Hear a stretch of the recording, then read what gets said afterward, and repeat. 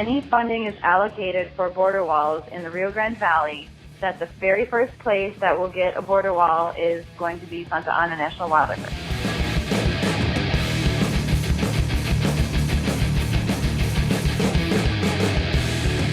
You are listening to Urban Wildlife Podcast. Hey, podcast listeners.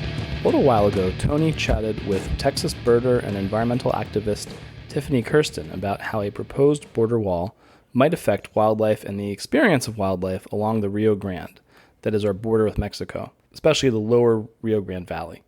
As usual, please be sure to rate us highly on your podcast listening app of choice, and to tell your friends all about the podcast. If you've got comments or questions, or if you've got ideas for topics, please don't hesitate to hit us up on Twitter at UrbWildlifeCast, email us at urbanwildlifecast@gmail.com, or track us down on Facebook and get in touch with us that way. Thanks, and we hope you enjoy the discussion.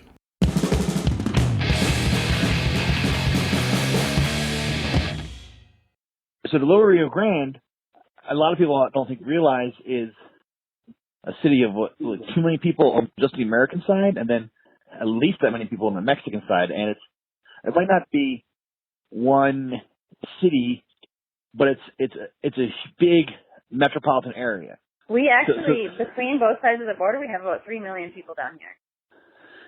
Yeah, so it's a big city, and all those areas run into each other. So when you look at them, I'm talking to you, but I'm also talking to the audience. So when people if you look at Google Earth at like McAllen and you zoom out, you realize that it's a pretty big, it's a metropolis. It's city upon city. It's not just one city. It's a bunch of cities linked together on both sides of the border. And the green spaces there are essentially urban parks.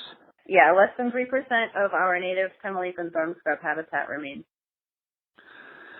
Yeah, so that's why, it's primarily on the radar of the Urban Wildlife Podcast because it's an urban area. Although, the border wall being a man-made construction, that also kind of brings the urban effect, no matter where it's at. So we're interested in kind of both aspects of it. So what I'd like to talk to you about is the impacts you think this wall will have on wildlife, the impacts this wall will have on people's enjoyment of wildlife. So let's talk about its impact on, I want to talk about its impact on wildlife and wildlife viewing. Am I correct that essentially the floodplain of the Rio Grande is the northernmost, jungle, right? The northernmost, subtropical forest. So there's a lot of... Sorry. Continue, sorry. Well, there's a certain amount of, hookbill kite, for instance. It eats snails, right? And Texas is known as being fairly arid, most of Texas away from, the border of Louisiana is pretty arid.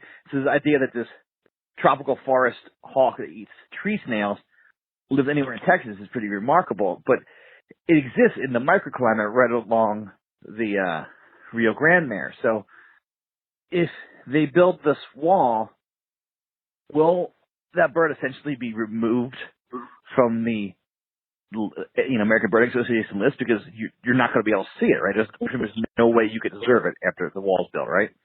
Right. Well, there would be a few spaces where they are seen now, but most of the places that they're being seen would be on the other side of the wall. Yeah, I would say probably about 60% or 70% of the places that those birds are regularly seen would be on the other side of the wall.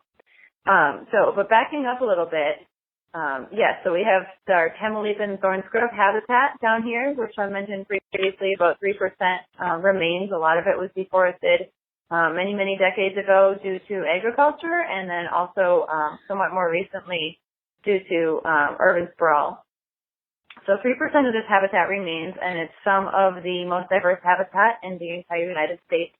The subtropical habitat here is influenced by the desert we have to the west, and then the coastal influence that we have from the Laguna Madre to the east of us, and then the temperate weather from the north and the tropical weather from the south. So we're at the epicenter here of 4 different ecosystems.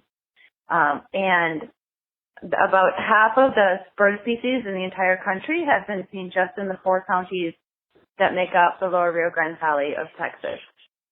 Well, yeah, it's just an incredible place. I've been there 3 times, and I would. I mean, if I had my way, I'd go there once a year. It's just an unbelievable place. Yeah.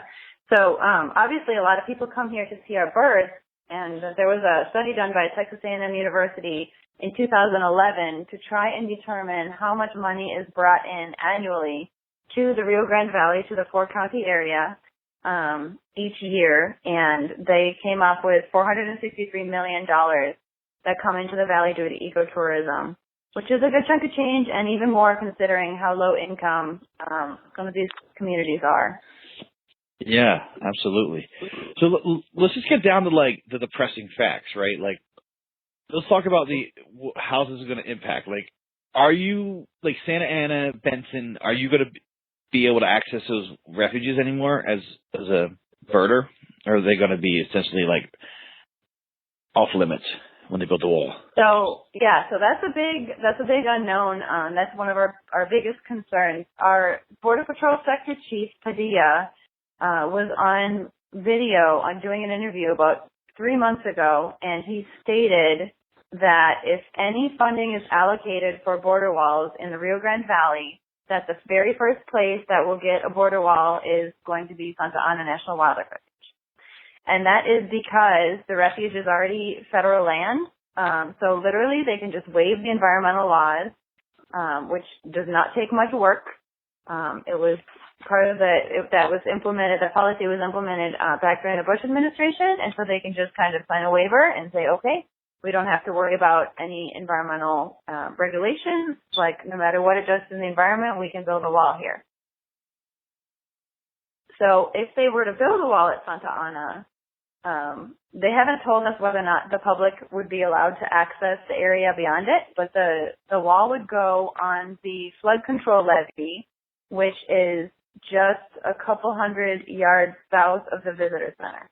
So it would separate the visitor center from the entire 2,000-acre refuge and trail system.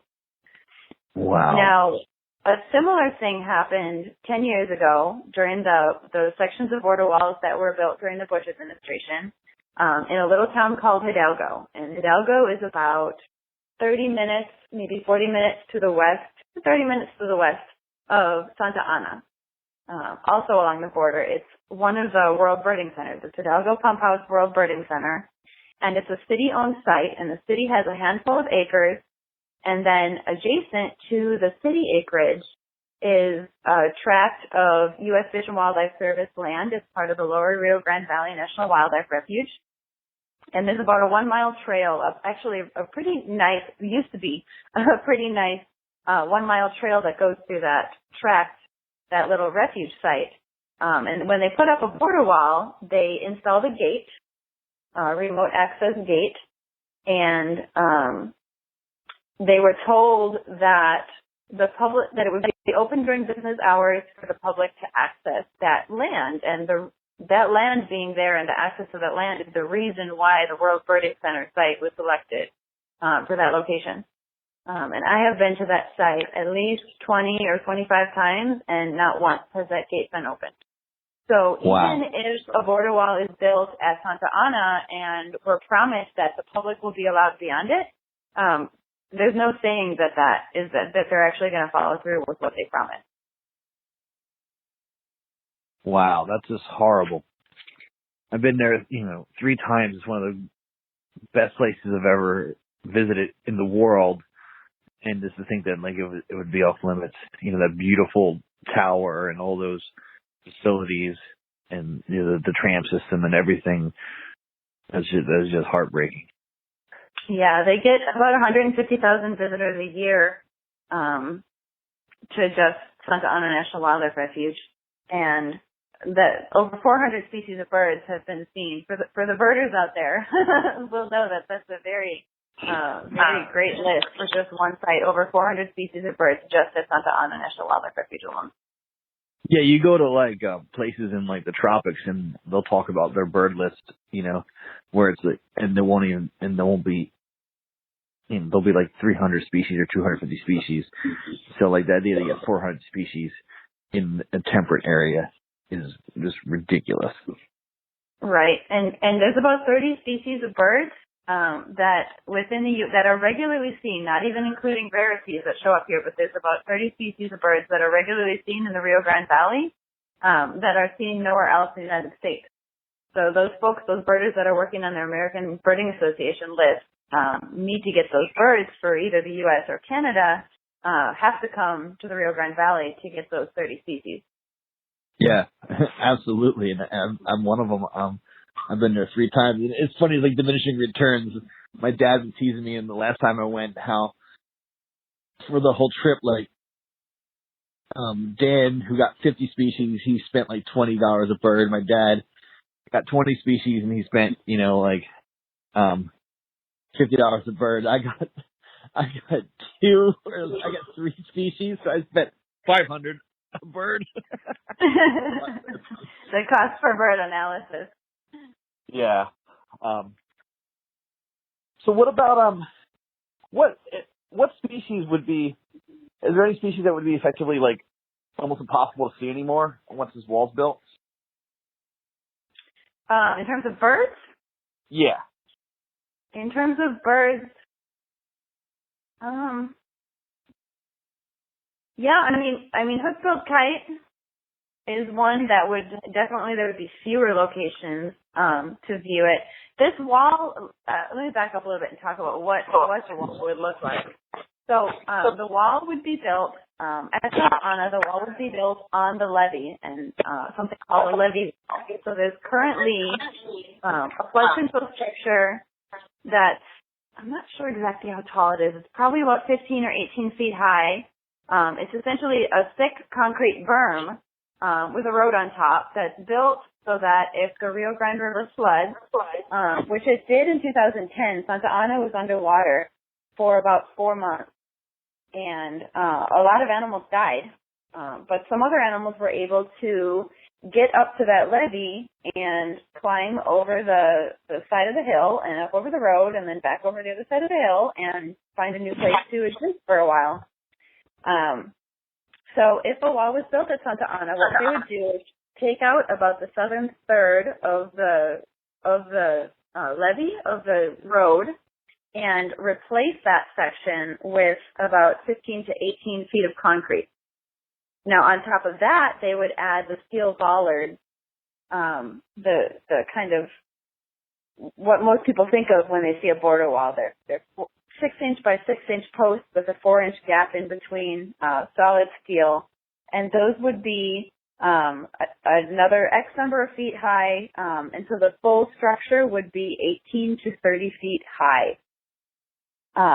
So if you imagine in 2010, when the Rio Grande River flooded its banks and that whole area was underwater for 4 months, some of those animals, like I mentioned, were able to escape.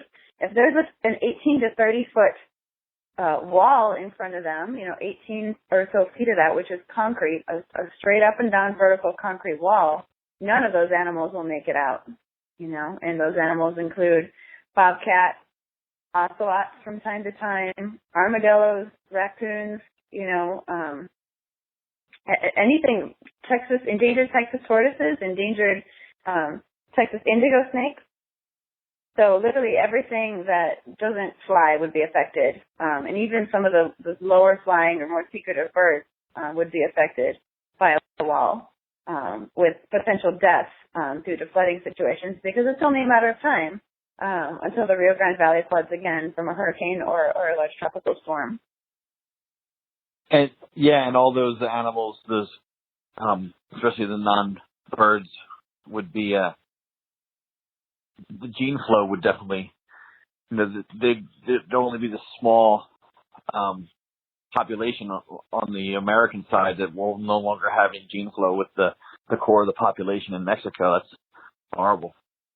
Yes, our biggest concern in the Rio Grande Valley in terms of animals and genetic diversity is with the ocelot. So the ocelot is an endangered wildcat. It's a little bit bigger than a house cat, and there are biologists in the area that work for U.S. Fish and Wildlife Service that have been doing a lot of research on the population here in the U.S.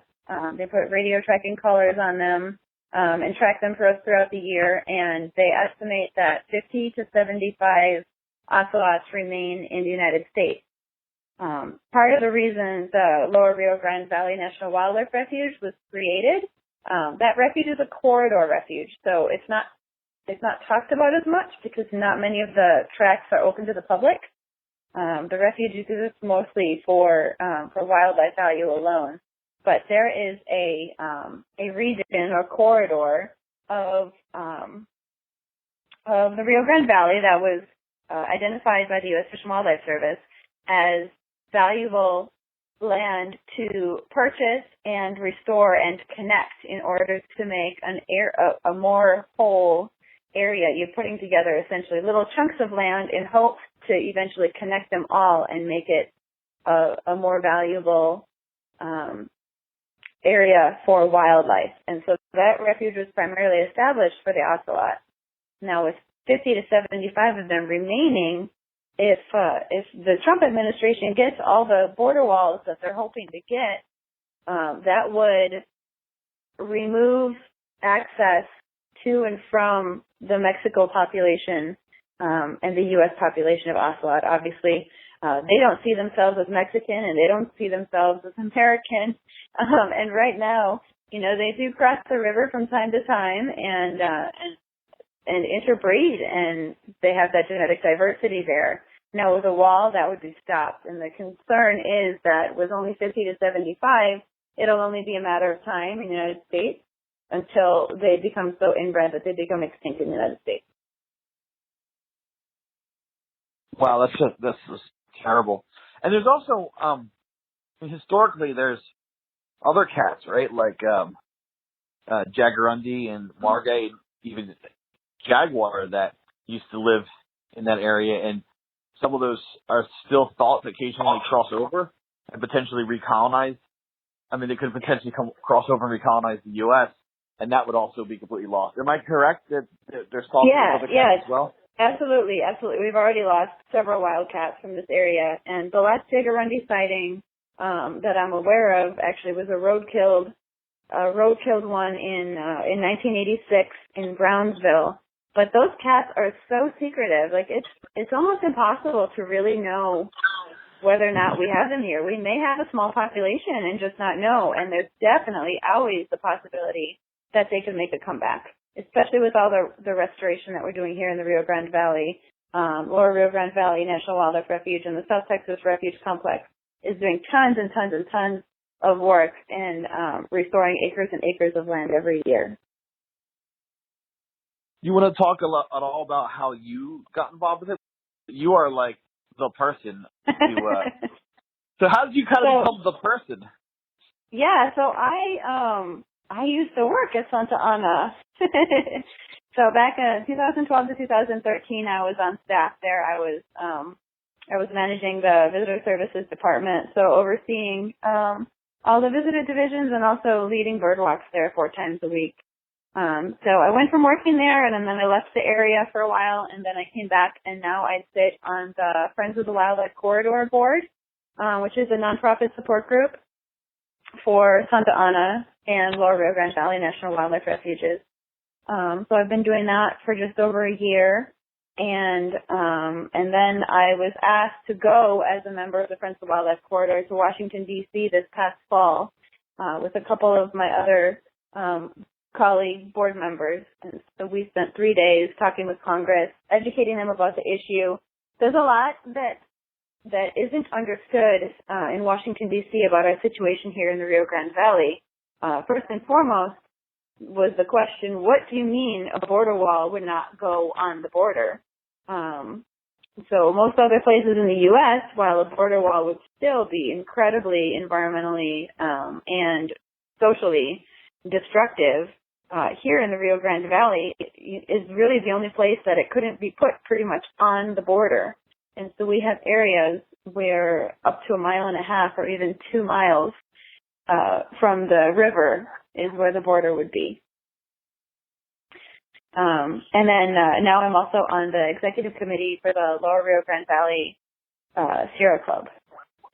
So between having been a staff member at Santa Ana and now being on the Friends board, I've kind of become the de facto kind of go-to person. I never did more than vote in the presidential election before last summer, and now I've actually gotten very involved politically in a variety of issues, namely because of the border wall. Yeah, well, you are a very interesting person because you are an avid birder and you're also a dancer. So you're really interested in the birds, of course, but then like culturally, like I see you like involved in all these like different dance groups and everything down there. So you just seem to be entrenched in that community on many levels. And for the birding community, you're without a doubt like the person keeping us all informed about the border wall and its impact, and we really appreciate that. But to put it in the context about why it has to go so far in, aren't there spaces down there, like multiple locations where you can actually look north into Mexico because the Rio Grande has so many like curves in it, right? Right, and that's part of why a border wall couldn't be put on the border here, because our border is the river, and you know, as any biologists or nature people know, rivers change course. You know, and that's how we get oxbow lakes, and oxbow lakes here in the valley are called resacas. We have a special name for them because we're that close to Mexico. So, you know, to put a border wall on the border would require it to be super, super windy and like 3 times as long as it otherwise would be, in addition to the river then changing course and eroding away the border wall. Well, I think we're at a half hour now. I think we're in pretty good shape. Is there anything else you want to share about this? Just that no funding has been allocated yet. The request for bids, believe it or not, they put out the request for bids for companies that would like to do the work on the border wall at Santa Ana. They did that prematurely before any funding has been allocated. So to this day, there's been no funding. So what we really need everyone right now to do is to call Congress, you know, call your representative, call your 2 senators. It literally takes like 2 minutes to call each of them. You can find scripts. We have the Save Santa Ana Facebook page, if I could do a plug for that page. Save Santa Ana National Wildlife Refuge. We're constantly posting updates on there and also actions that folks can do to help us out, which right now is putting pressure on Congress not to allocate any funding for a border wall.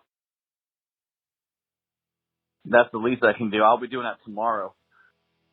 So yeah, well, thank you so much, and I appreciate all the work you're doing, and I'm sure we'll talk to you in the future about what's going on there and some updates, and also hopefully someday we'll do a podcast about the Little Rio Grande and all the wildlife that's no longer under threat from the savagery. Absolutely, sounds great.